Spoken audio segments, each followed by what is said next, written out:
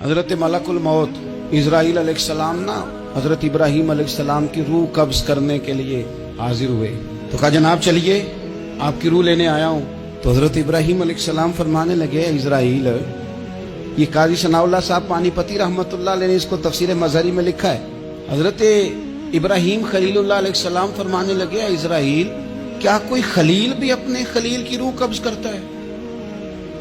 واتخذ اللہ ابراہیم خلیلا، اللہ نے تو مجھے دوست بنایا، دوست ہو کے دوست کی روح قبض کرنے جا رہا ہے۔ حضرت اسرائیل نے ارادہ چھوڑا اور حضرت ابراہیم کا وہ جملہ لے کے رب کی بارگاہ میں حاضر ہوئے۔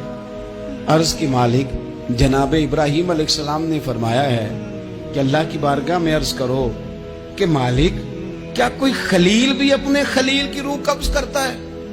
تو رب کریم نے فرمایا اب میرا بھی پیغام جا کے جناب ابراہیم کو دے دو، ان سے جا کے کہو رب فرماتا ہے کیا کوئی خلیل بھی اپنے خلیل کی ملاقات کو ناپسند کرتا ہے؟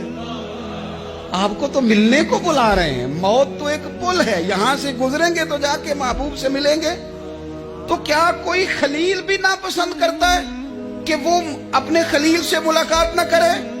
حضرت سیدنا اسرائیل علیہ السلام پیغام لے کے آئے اور کہا ہے اللہ کے خلیل رب فرماتا ہے کیا خلیل بھی خلیل کی ملاقات کو تو حضرت ابراہیم تو کھول کے روئے، کہنے لگے اب دیر نہ کر، اب ذرا جلدی کر، اب ذرا جلدی لے جا۔ اور میرے نبی پاک صلی اللہ علیہ وسلم نے فرمایا، سیاستہ میں حدیث ہے، فرمایا تم میں سے جو رب سے ملنے کو پسند کرتا ہے نا، جو اللہ سے ملنے کا شوق رکھتا ہے نا، اللہ بھی اس کی ملاقات کو پسند فرماتا ہے۔